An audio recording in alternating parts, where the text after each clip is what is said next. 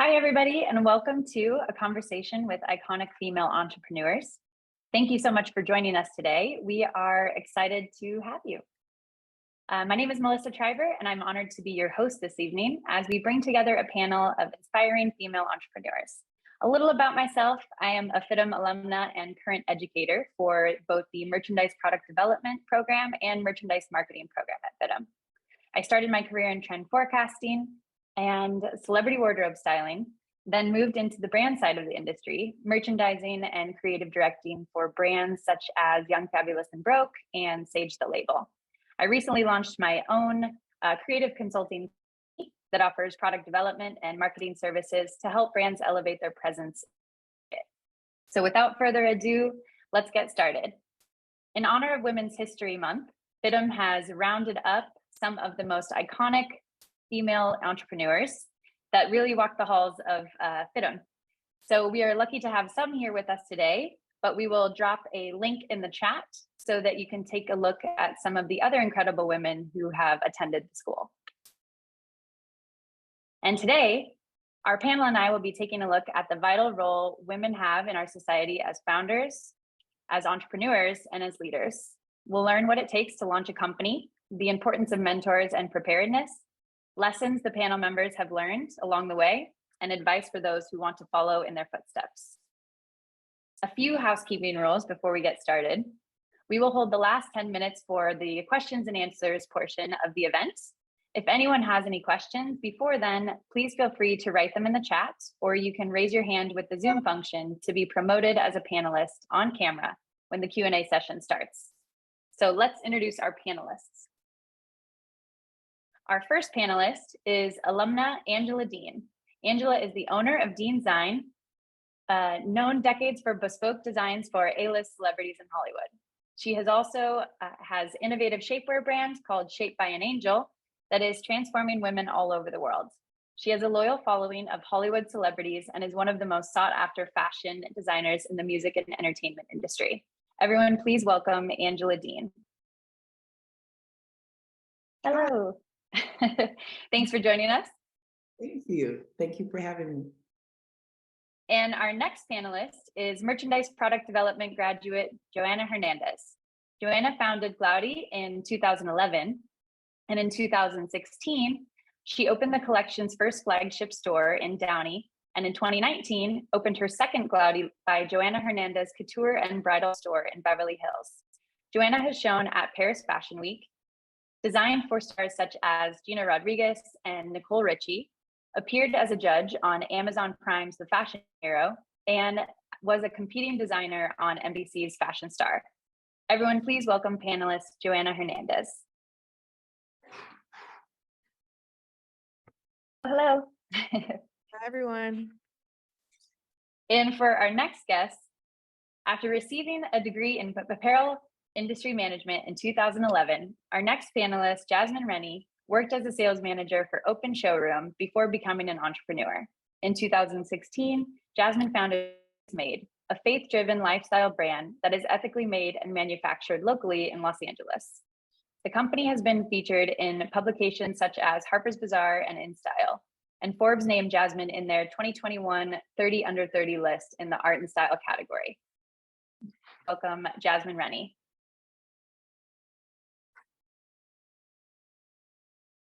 Hi, guys. So excited to be here. Hello, welcome. And for our final panelist, FIDM Museum Digital Media and Content Manager, Leigh Wishner, was 20 years of experience in the fields of fashion and textile history. Before joining the FIDM community in 2017, she was a curatorial assistant in the costume and textiles department at LACMA. Leigh has a passion for modern textiles, fashions, and interiors. Most recently, she contributed to A Dark, a Light, a Bright, the designs of Dorothy Liebes, the first major publication devoted to the pioneering 20th century American designer. She is currently working on a book devoted to century American textile design. Please welcome Leigh Wishner. Hi. Hello. Nice Ladies, thank you so much for joining us today. I can't wait to learn more about your paths as strong female entrepreneurs. So I have a lot of questions. Are you ready to get started? Great. My first question, let's direct this to Angela. So my first is, how did the idea of your You went out a little bit. I'm so sorry. Oh, did I? My first question for you is, how did the idea for your business come about? Oh my God, I was getting my hair done on Melrose. And my hairstylist told me, you need to go downstairs and get that store that's available. And I was like, oh, what am I I love supposed that. to store? He said, you've made millions of dollars. This is the beginning of my career for many companies, and you need to make that for yourself and establish yourself. And from that point, I established Deanzine, which was my clothing company, and started the first store, one of the first stores on Melrose at the time when they transitioned and start Koala Blue, Olivia Newton-John, that type of thing. So I was excited about that. Awesome. Thank you so much for sharing. And Joanna, what about you? How did the idea for your business come about? So my family, when they came from El Salvador to the US, they started working in factories for like literally sweatshops.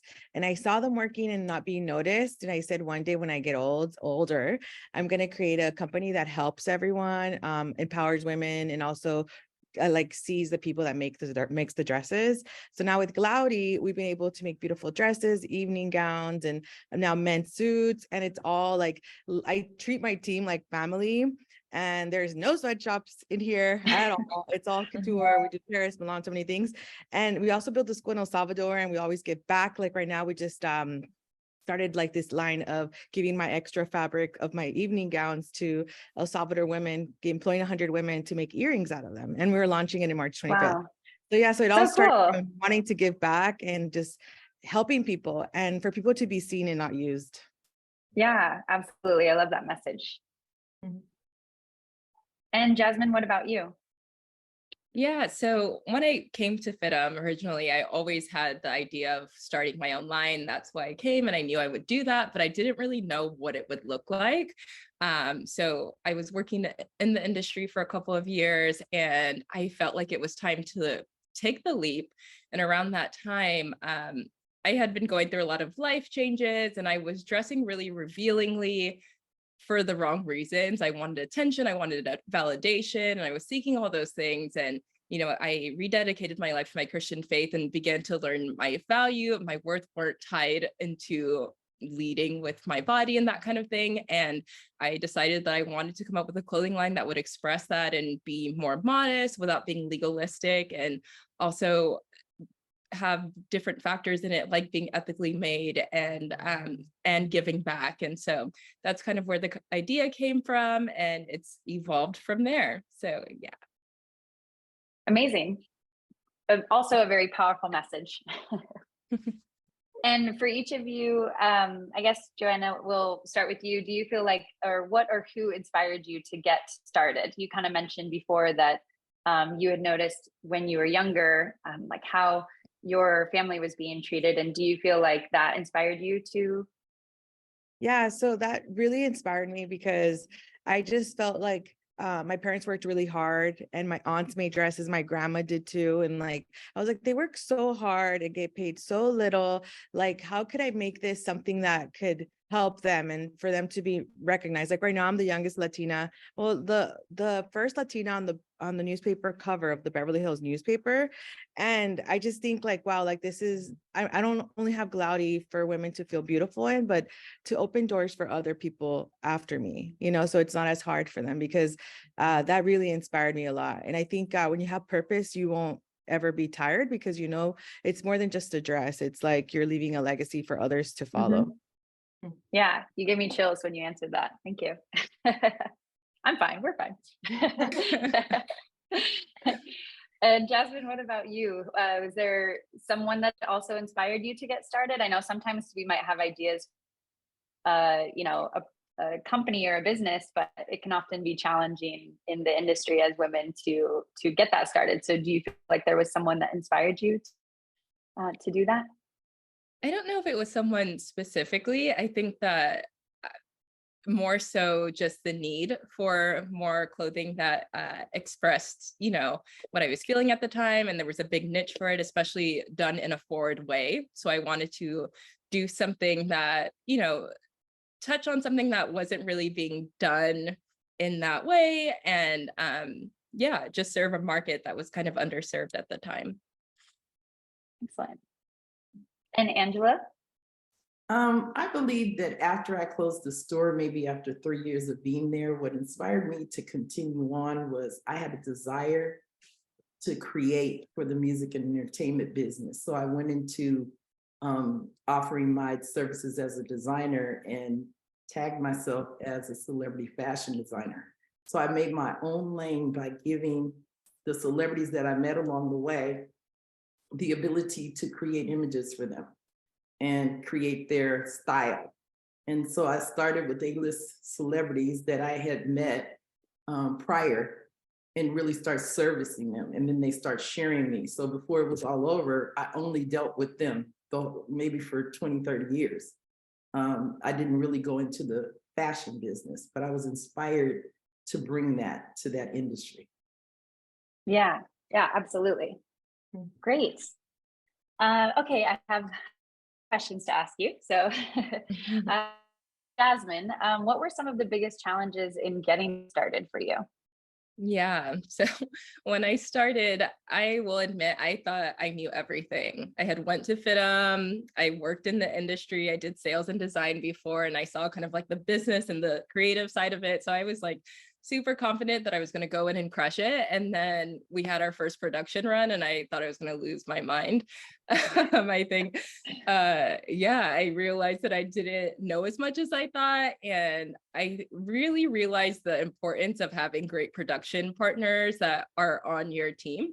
And being an emerging designer, being a new designer, I think was a little challenging because a lot of manufacturers don't want to work with new designers. They know that you're going to be producing smaller quantities and you probably don't know what you're talking about and you're going to cause them a lot of trouble. And so it took me a while to find production partners that were actually for me and wanted to help and wanted to, educate where it needed to be. Before that, I was just being yelled at and ruining everything and wasting a lot of money. So yeah, production definitely was challenging in the beginning and getting a hand on that. I mean, we still have challenges now, but that was definitely the biggest. And that is huge. Just like you said, I mean, it's so important to make sure that you have really strong partnerships with companies you rely on because your business is based on that. And if you don't, then it's tough to be successful. But a lot of times when you're starting out, it's hard to even have a manufacturer that would like to do those small runs. So that's a tough challenge. So Angela, did you ever find, did either of you, Johana as well, ever find that was a challenge when you were first getting started, was, finding manufacturers to help you to promote your product, to get your product out there? Would you like me to start? Go ahead. Yeah. Well, the challenge that I found was because of the level of work I was doing, I had to find the right sewers, the right seamstresses. And they worked within my studio. So that was making sure that I had the right team of people that could execute the level of designs that I had to bring to the table for the type of client I was dealing with. So that became a little challenge. But I was very fortunate that most of especially my sewers, stayed 7, 10 years. I mean, I had them for a long period of time. And so that really made a difference in how my fashions or my clothes came out because the designs that I was doing were very high end, so really needed skill to execute.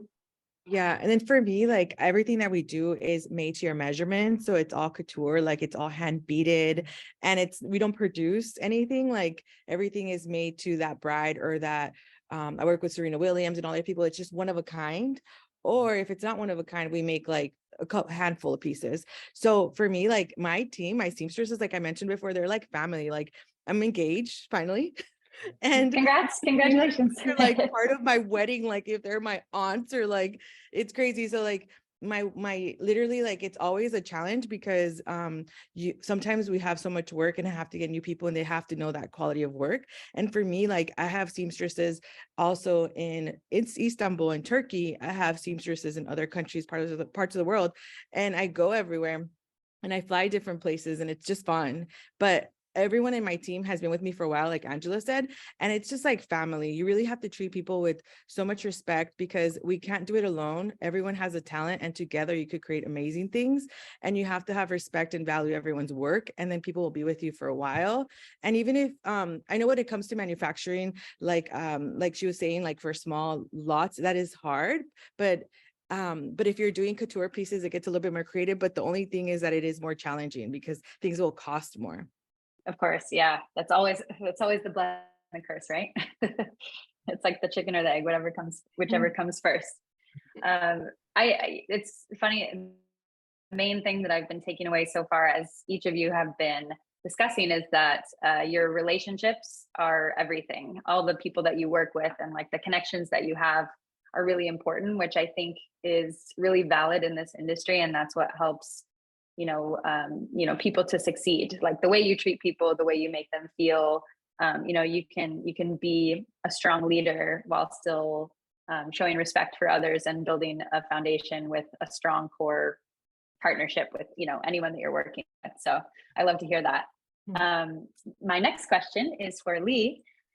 Leigh, what do you feel like, and this is one of my favorite questions because teaching at FIDM too, I get this question a lot too from students, and I like to always share this with a lot of students, of the importance of mentors and being prepared for the industry. How can you prepare yourself for the industry? And could you give us a little feedback on the importance of that?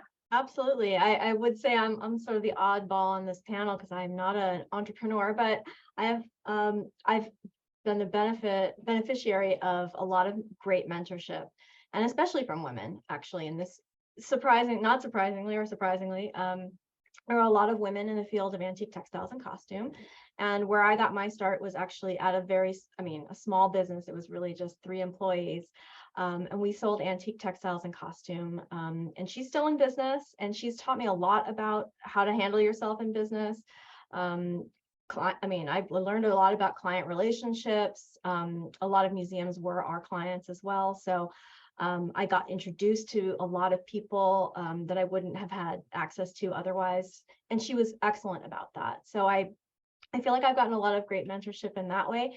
And as part of the FIDM Museum, I like to think that I try to pay that forward with mentorship opportunities for our interns, for our student workers, and for anybody who wants to have a little bit of fashion history in their classroom here. We're always available to help them on their road. Awesome. So that's something that I've been really fortunate to experience in my career. Great. I'm sure there's some FIDM students listening, hopefully some of my students that will make their way to your room. I hope so. Awesome. And then let's see, Angela, would you mind sharing just the importance of mentors, or had any, as you started continuing or beginning your path in the industry? Yes, mentors were very important. One of the mentors that was super important to me was Casey Hale, that ran the museum at FIDM, I think from the beginning. And she's no longer with us. I think Leigh remembers her.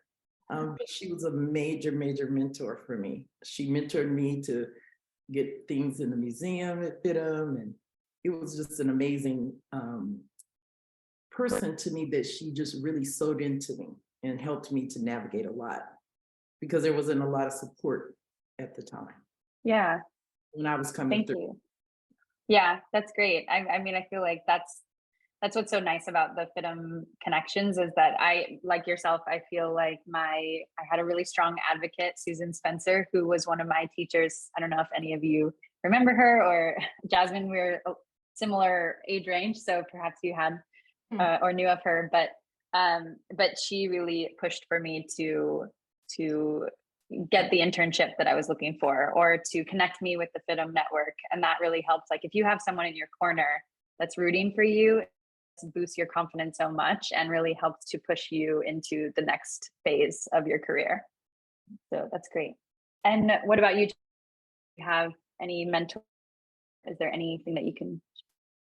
So I have to be very honest. I never had a mentor. I grew up in Compton, then I went to Downey, and I never had a mentor. But I had a strong faith in God, and I always prayed, and I always believed that if you pray for things and you put work into them, it happens.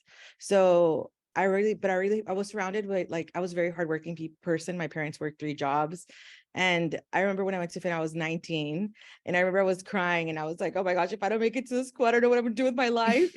And then my dad, like, I found out when I was 30 years old that my dad refinanced our house to pay for the school. But the point of the story is that at 19, I went, and my first quarter in school, I was offered an internship, and my friend didn't want to go to it. And I was like, I'll go. I just want my foot in the door. And then I was hired as the head designer at 19. And at 19, my first collection was on Wall Street Journal, was on Bravo. That's So amazing. so the whole time I was in school, I was already working as a designer. So if I would say a mentor, I know this thing that sounds cheesy, but my mentor was Jesus, Jesus Christ, for praying, and just really believing. And my parents, obviously my parents seeing them work in the factories, but really believing that when opportunity comes, you just have to go for it and you just learn. I remember I was learning how to do illustrations on the computer while I was learning in class. And then it was just crazy. Like, everything was always like, I'm a person that just goes for it, and I just do my best. I work with everything with excellence, and it just works out. So, like, don't let fear get in the way of doing things, because I never had a mentor. And now that I'm older, I'm 36 years old, I'm like, whoa, it would be a good idea to have a mentor, because I'm growing. But it's hard to get people's attention, everyone's so busy. So just don't be sad if you don't have a mentor, because honestly, like, you just need to work hard and knock on doors, and they open when people know you have a good heart and you have it come with good intentions and you're very hardworking. People love that, because you help them grow their business, as a designer or whatever you want to be in fashion. Yeah, absolutely. I agree with that. And like you're saying, I mean, what's the worst that could happen? Someone tells you no, and then you move to the next plan. There's nothing wrong with that. So you just keep pushing. And Jasmine, what about you? Yeah, definitely seconding that. Definitely Jesus too. But I have been so fortunate to meet really amazing people. And I think if you just lead with kindness, you'll also draw it to you as well. And so, yeah, I found people during my business journey and my career before this that have been just so willing to help and direct and point me in the right direction. And relationships are everything in this industry. I think that,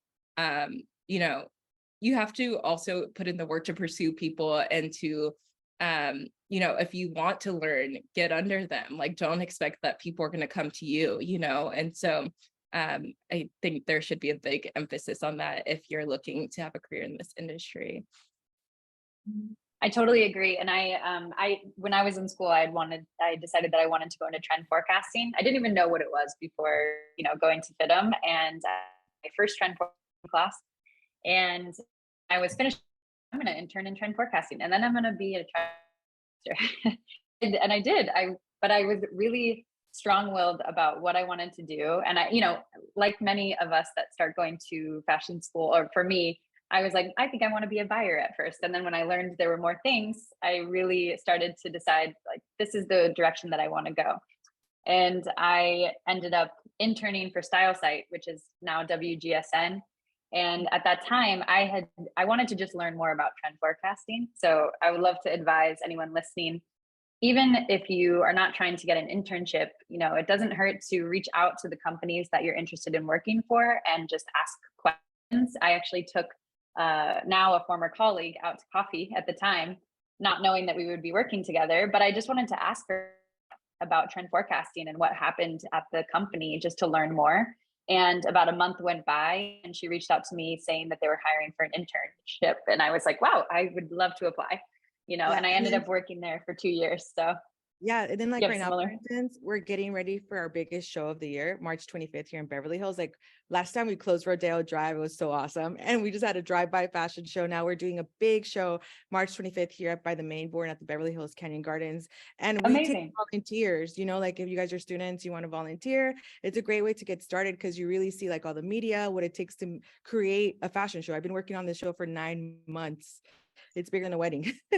So Yeah, it's really that's, cool if you guys you have a wanna few events join, you're just planning right now. yeah, I know, but let's not talk about the wedding yet. The fashion show is March 25th, and it's been great. Like I remember when I was young, I volunteered for Smashbox Studios before when it was here. I volunteered for the debut at FIDM. I was just like a dresser, like I wasn't important. I was not even seen, but it was great because I was like, okay, this is how you do a fashion show. You get the models ready, you have the looks, you know, so you learn like the processes to make it happen for yourself later.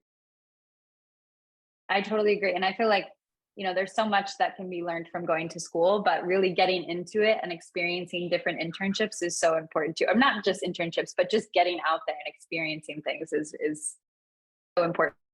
Hands-on, you know, experience. So I've okay. definitely, I just want to say, you can learn a lot from doing things. You find out what you like and what you don't like, and it's equally valuable to find out what you don't like. So try things. Absolutely. Absolutely. Piece of advice. Especially when you have that time, if you're doing it before you graduate, right? Because then that's your opportunity to test it for a little bit of time, realize if you actually or not, and then you can continue in that direction or divert and go a new direction. But you at least learn a new facet of the industry, and it's really important to have that takeaway. And you don't have to stick with it for too long if you don't like it. Mm-hmm. It's temporary. Mm. Are there any of you, Johana, I'll start with you. Is there any time at FIDM that you felt like the community and the resources that were at the school helped you to kind of kickstart your career? Okay, your product development, just like me. Yeah, I heard something really funny. When I first went to FIDM, I thought it was gonna be like Clueless, where it's like you dress super cute and it's like you have all these friends. It's not like that, but it's still really great. So what I really loved is the library, because we have all these access to all these like trend forecasting companies or companies that you actually, now that I have a business, I have to pay for them, and they're like thousands and thousands. So expensive. Yeah. So take advantage, go to the library and like take advantage of that. And also I became really cool. His name was Bill Clyett. I think he was a counselor for work at the FIDM. I forgot what he did, but he did something at FIDM, and he was really great just for advice. Like I'd be like, hey, like it was just like quick talk, like just building friends through the college, because I feel like there's people that know things, they've been there, they can recommend you. Like my friend, she literally recommended me to this internship that she didn't want to take. And then I became the designer, which I thought it was a free internship and I was getting paid. How amazing though. Yeah. So like, you just never know. And for me, like FIDM honestly has been such a great school. Like I'm so glad my dad said I'm his best investment. And it was, because now, like, you know, we're literally our brand is global and it's growing, and it's just I get to help my family and so many people in my team, and it's just great. So FIDM has been really great. I can't stop sharing all the good things, but I really love the library. Like even now I'm like, let me make time to go. It's amazing. Yes. Let me get inspired, because you guys have everything there. Have you been to the textile design room? I haven't, because I haven't that Christine has created. Not for a while. There's now a textile design room that features Material Connection, which is this incredible, innovative textile library that is like one of a kind. It's just really beautiful to check out. But next time you come visit, give us a call and I'll walk you through. I know. I'm gonna try to look like a student. I'm gonna bring my FIDM bag. Yeah.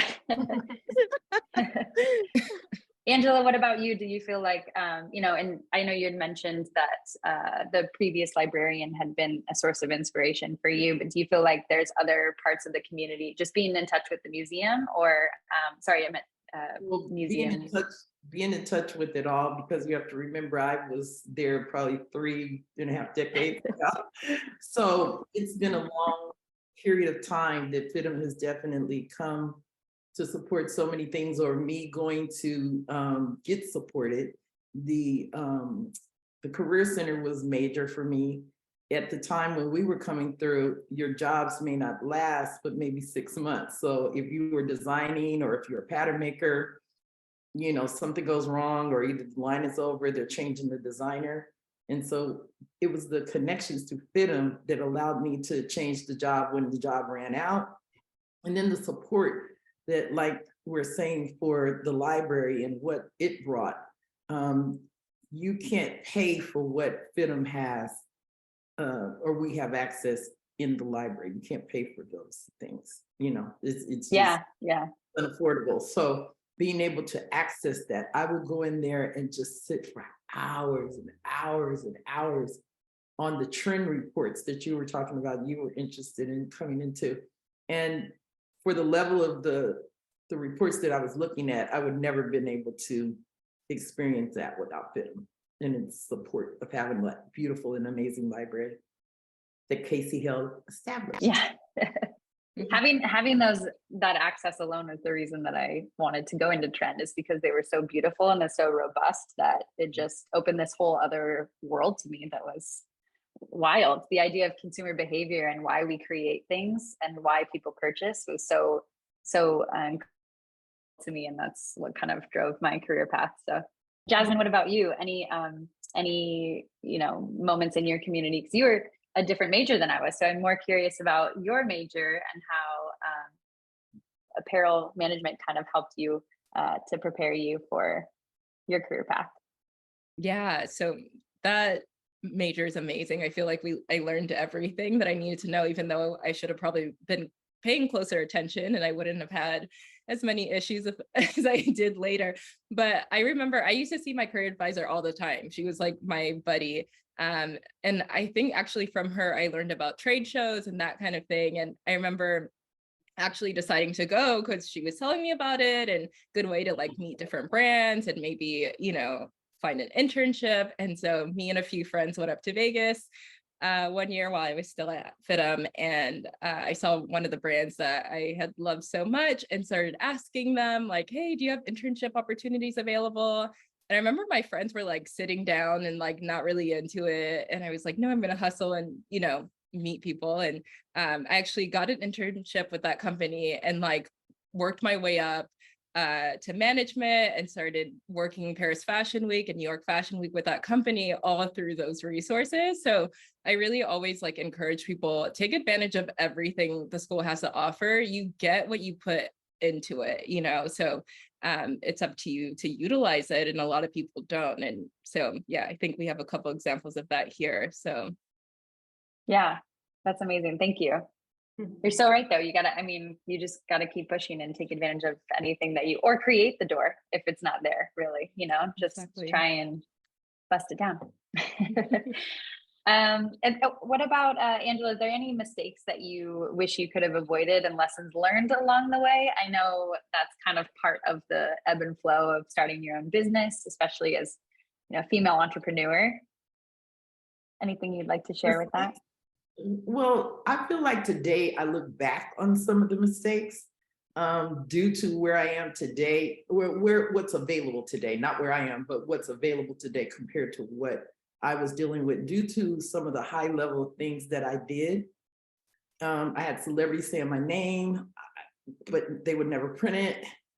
I was servicing the highest level of celebrities, Black celebrities, in the industry. But every time I would go and try to talk about what I did, they would tell me that I didn't have diversity. So it kind of made me feel like, oh my God, what is this really about? So it took me a minute to try to get that worked out. Yeah. Thank you. Thank you for sharing that. And Leigh, do you have anything you'd like to add? Any mistakes or lessons you've made along the way that's helped to? Oh, that's a good question. Since I don't have like a business to tell you about, in terms of academically and career path wise, I've had a very charmed existence. So I can't say that I've made a lot of mistakes because I've really, truly been at the right place at the right time. And so I guess the thing that I've learned a lot about life is preparation, because I always like to say I've always been in the right place at the right time, and that's why good things have happened to me. And I have a lot of wonderful friends and family who remind me, no, you were at the right place at the right time, but if you hadn't been prepared for it, you wouldn't have been able to rise to the challenge or just hit the ground running. So I think that there's a little bit of fake it till you make it involved. But I definitely think that you just have to try a lot of different experiences, keep asking. I got into my career because I literally asked a professor in my graduate school, hey, that magical place where we went on a field trip, does anybody want to employ me there? And the answer was yes. So, you know, it's a matter of being prepared though. You have to do the work, you have to do the research, and I think that applies to almost any industry. You just have to be prepared. And you miss the shots that you don't take, right? If you hadn't Yeah. asked that question, that might not have been an opportunity. exactly. So Great, thank you. sure. Joanna, what about you? Any mistakes you wish you could have avoided and lessons learned along the way, or always following up? Yeah, so I think we all make mistakes, and it's just keep going and just like be honest with yourself and be like, oh my gosh, I did this. I'm sorry. Like I'm not afraid to say I'm sorry. I'm a very honest and straightforward person. Like if I did something wrong, I'm like, oh my God, this is my fault. Like I'm so sorry. We're human, right? Yeah, it's really great to be genuine, because when you're genuine, things could be fixed, and then people even work with you more. Like for me, like for instance, some of them, like these are work mistakes. Like for instance, when people want things too fast, I say no now, because I've learned that I need a certain time to make a Yeah. certain dress, Set and my work boundaries. cannot be like as beautiful if you want something super fast. And like, especially working with celebrities, like I'm like, I know I love Beyonce and everything, but let's say even if it's Beyonce, like I'm going to give you something, like it's going to be amazing. I don't want to give you something rushed and not beautiful just to like, because that's my opportunity. People see it for the first time and they judge you on that. So I always try to remember it's okay to say no. And I'm learning, I'm learning to say no. I say no a lot. And like, That's good. and I I'm think a lot of glad people because forget that. it's very important to rest. Like, if you don't rest, you get sick. So for me, my mistakes have been not resting. My mistakes have been saying yes to things when I know I should say no. But I've learned from those things. And yeah, just always valuing your work too. Like knowing that it does take a certain, we can't create like things out of like the movies. Like we're not little with wands that could just make a dress, so we need the time. So it's important to learn how the value of your work and how long it takes to make something. So this way people always come to you because they're so in love with the quality of your work. Yeah, and I love that you said if you're genuine, then it comes from a genuine place, and you can improve from that space. What about you, Jasmine? Have I made mistakes? I've made plenty. Gosh, which one do I touch on? I think one thing, firstly, you learn from all your mistakes. So it's great to make them, because if you don't make them, then you don't know how to fix them. And you don't know how to improve and grow. But one thing I wish I did sooner is investing in the help. I think as a new designer, you want to do all the things on your own and you don't want to spend any money, and you don't, but it pays off. So I wish I invested in the things that I wasn't good at in the beginning quicker. And also one thing that's more specific when it comes to being a brand is setting myself up for wholesale in the beginning. We started as direct to consumer, and just shifting to wholesale is a whole nother beast, but it's easier if you start off with the things in place to be able to support that, the right pricing, the right margins, all of that. So. Great. Yeah, that's great. Great feedback. Thank you. So I have a question for each of you. Leigh, maybe you can chime in on the next one, but the main question I have is the advice for those of you that want to start, for those of anyone actually that wants to start their own business, what would be some feedback that you have to give them? And Jasmine, I know you just finished, but I want to kick it off with you. Oh, goodness. Yeah, so definitely what I said, define like what kind of business structure you want in the beginning and prepare for it like that. But definitely, again, relationships, make sure you have the right relationships in place, that you're networking, that you're asking questions. I think that was one of my biggest things that I wish that I did more in the beginning, is asking questions. If you don't know something, ask for the help, invest in the help, get a coach, get whatever you need. I think that's really important. Absolutely, I agree. I was just telling you, I came from a coach today, because when you're a small business, it's really helpful to, gain some feedback from outside perspective that isn't necessarily attached to the conversation, and they're looking to help grow your business as well. So it's nice, having a mentor, having someone that can help guide you in that way, because they see it from a totally different angle than you do. And Joanna, what about you? Any advice you have for starting a business? I don't even know where to start. I just You're like, do you have a pen and paper? yeah, like I think like Jasmine advice was really good. I think honestly, just start. And for me, it would be like, just open your bank account, get your, LLC or corporation, whatever, do like the paperwork before. So this way you have, I had it like that, but I had to get I now have a lawyers and I have everything, like get your team together too. So you start doing everything right instead of going backwards. Like for me, like I was the head designer of 7 Jeans for 7 years. And then I started my brand just for fun to build a school in El Salvador. And then I started dressing all these celebrities and I started getting orders.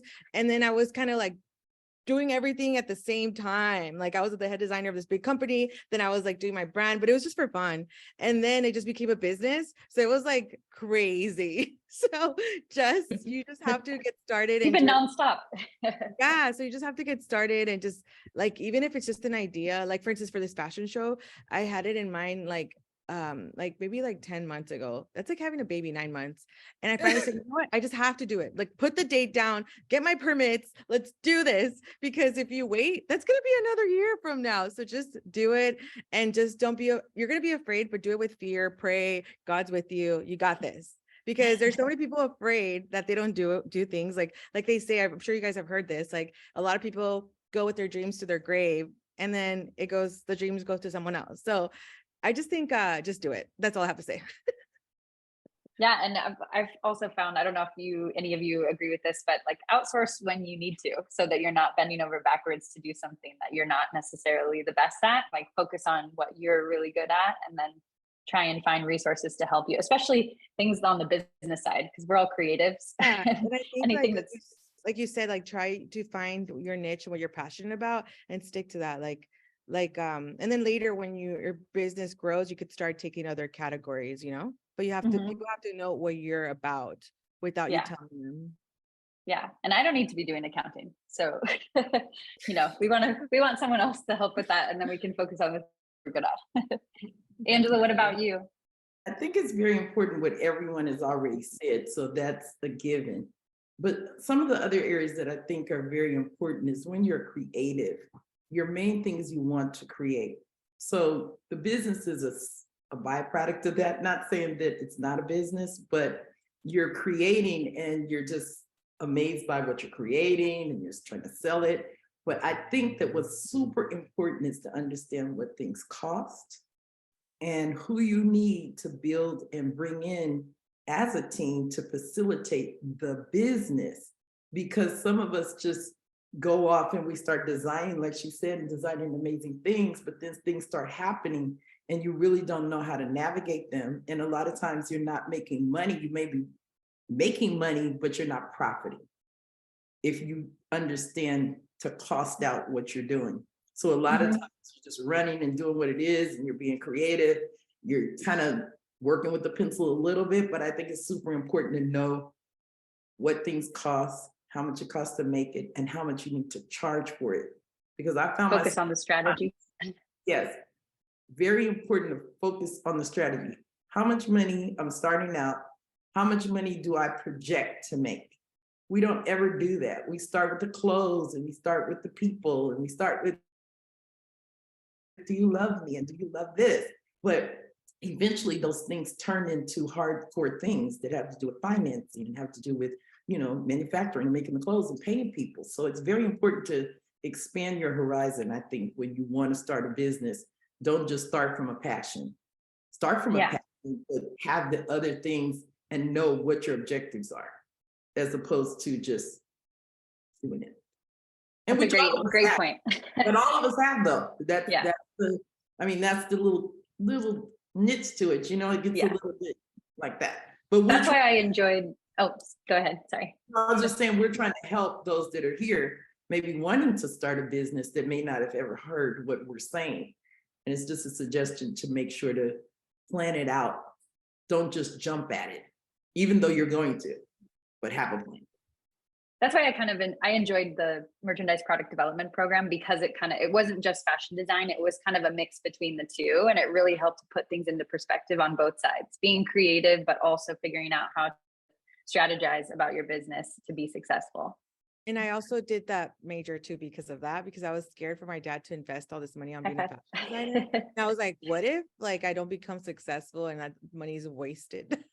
And thank God. Well, now you're his best investment, so it's okay. I know, but this is real talk, you guys. But now, like, it was a good thing, product development, like you said, because it taught me how to, like, when I started designing for companies, I was designing for department stores and like mass retailers, and it's a whole different thing. Like, you have to know tech packs, pricing, all these different things. So FIDM really helped me understand that. I wouldn't have learned that unless it was for FIDM, because I was 19 when I started my first job.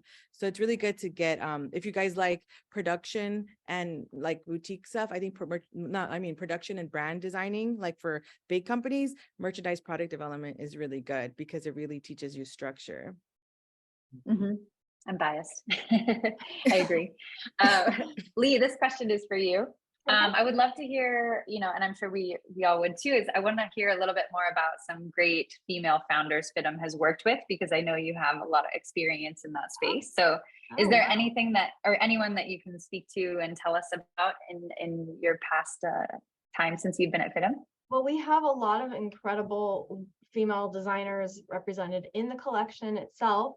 And we've also had some amazing donations from important designers and wearers as well. So we had, well, you're seeing a little view of the museum right now. This is our current exhibition, The Art of Costume Design in Film. It has just opened and it will be open through May 6th. So everybody come and see it. It's all films from 2022, and all 5 Academy Award nominees are represented within it. So I hope you'll come and see that.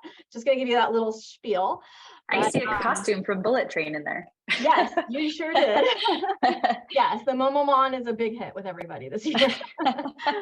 I'm sure it is. So one of the things that I've liked to do with my career, and also with the FIDM Museum collection allows me the opportunity to do, is sort of highlight some of the hidden stories or the sheroes, the hidden sheroes behind the scenes. And one of sheroes, I like it. Yes, one of my favorite topics right now is also because I've worked on this book, is this incredible designer, Dorothy Liebes. And in the realm of female entrepreneurs, she was a powerhouse. She was a designer.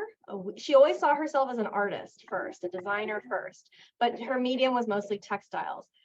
So she wove, she developed yarns, she marketed fibers. She had a lot of different consulting businesses, consulting clients. She worked for DuPont, the Doe Beckman Company, which was the manufacturer of Lurex, which you're seeing here, was a plasticized metallic fiber that she basically put on the fashion scene in the middle of the 20th century.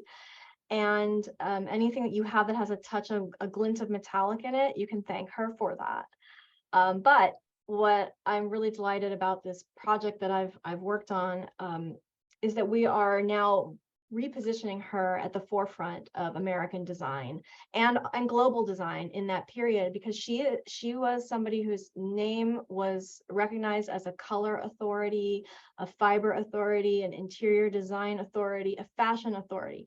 She was recognized as all of these things in her time, but nobody knows her name in this day and age. So I'm very pleased to bring this female entrepreneur up to iconic status in our day. It's amazing. Yeah, thank you. I honestly didn't realize that she was the queen of metallic. She started yes, and it all. we do have a couple pieces in our collection that will be on exhibition this summer at the Cooper Hewitt Museum in New York City. They have organized the first major retrospective exhibition of her work since 1970, and 2 pieces in the collection identified were her designs that were used by Bonnie Cashin in her fashions, and they were very close friends. So she was also a networker who connected people through the industry. She had a lot of friends in different parts of the kind of related but not necessarily cross currents all the time between fashion and interiors. So it's been a really fun project to work on, and I'm really happy that we have a couple pieces that cement their friendship in this collection. Yeah, I want to come visit next week when Please I'm do. my next class. Yeah. Great. Well, it looks like we are right at the questions and answers time. So now we can either open it up. I know there's a few questions kind of looming through it out here. So we'll open it up to questions and answers. And if anyone would like to raise their hand and ask a question in person, then you are welcome to turn on your camera and join us on the panel to ask your question. Please don't be scared, join us. One question I see here was asking what classes I teach at FIDM. I currently instruct, I've taught 3 courses over my almost 7 years at FIDM now, teach as a teacher. And I teach Introduction to Fashion Business, Introduction to Business and Fashion Merchandising, which is in the Merchandise Marketing program. And in the Merchandise Product Development program, I teach both trend and design application, as well as classification and line development. So normally that's 2 to 3 quarters right before students graduate that I will get to bother you for 2 quarters and teach you about trends and also creating your own line. Okay, so we have Bianca. Would you like to ask a question? Yes, hello. So I am not yet a student, but I wanted to know, is there any way we can, because I'm still trying to transfer over and all that, but I still want to see if I could go to any of these events or something, just help out, learn about the industry to figure out what I want to study at FIDM, I guess volunteer work if possible. Is there any opportunities, mentorships or any of that? You're Yeah, looking for, oh yeah, sorry, go ahead. for instance, like my fashion show, March 25th, I'll put the email right now for everyone. You guys can email my team if you want to volunteer, and they could confirm if you guys want to come to the fashion show to volunteer, because I know the event's already sold out. Yeah, awesome. I would really love that opportunity, especially seeing somebody that looks like me, Johana, honestly, and your faith in God. I'm like, whoa, this is like, what I could be in a few years, hopefully something similar. I really am inspired by what you're telling us about, how you and all the women here, just how everybody, they had different paths, but no matter where you're coming from, you can still, achieve what you want. Yeah. Amazing. Thanks, Bianca, so much. I'm sorry, Blanca, I don't have my glasses on and I'm getting old, so I can't see that well. My apologies. So and I know you had also asked about other events. I know, can anyone attend the FIDM Museum if they are not a FIDM student? Absolutely. We are open to the public free of charge, Tuesday through Saturday, 10 a.m. to 5 p.m. And we are only open during exhibitions. So we always recommend that you visit our website to see if the galleries are open or if there's an exhibition on, to save yourself the heartbreak of arriving when we don't have an exhibition up. So, but yes, we welcome everybody. It's a really great show this year. So excellent. Are there any other questions for Q&A? If not, I have one more that I would like to ask each of you, and then I'll leave you alone. Let's see. Yes, what are some of your biggest achievements so far that you would say? Jasmine, would you like to kick us off? Yeah, so there's been a couple, definitely Forbes, they're 30 under 30. At 29, my last year to qualify, which was like, I thought it was a scam, but it actually happened. And so that, just getting into the stores that we've been able to get in, Madewell being one of them, that has been a store that I've always shopped at and never thought was like possible for me. But I think the overarching thing is just like being able to persevere. Like when you start a business, you're hit with so many things. And so I think that alone is an accomplishment of like sticking through it, even though I want to cry like every other day. So the highs and lows, right? The highs and lows. Exactly. Joanna, what about you? Ask me the question again. I was so inspired by Jasmine's answer. Just what is one of your biggest achievements that you? Okay, so I think one of my biggest achievements, okay, so it's the school that we built in El Salvador, like when I started my brand, because it has 300 kids in the middle of this jungle, nowhere, out of nowhere. And I was young, I was like 24 years old when that happened. And because of that, the brand has become what it is. And then I guess like for like the normal achievements that everyone sees as achievements, probably like being the first Salvadorian American in Paris Fashion Week, and then being the first Latina on the cover of Beverly Hills newspaper. So that was Amazing. since 1965. But I think the school is the most because it's actually helping kids in the future too. Incredible. What about you, Angela? And then I have a question for you, Leigh, next. Okay, so I have a couple, so is that okay? I mean, Yeah. it's been a wonderful ride of my career. So one of the first things was I was the original creator and designer of Madonna's Bullet Bra, the original Bullet Bra. Amazing. Gaultier did a rendition of my original Bullet Bra. And I've been trying to tell that story my whole career, but no one, of course, wants to hear that because Gaultier did a rendition of my original Bullet Bra. That's number one. Two It's is the Angela Dean bra. it's the Angela bra. One day I'll do that.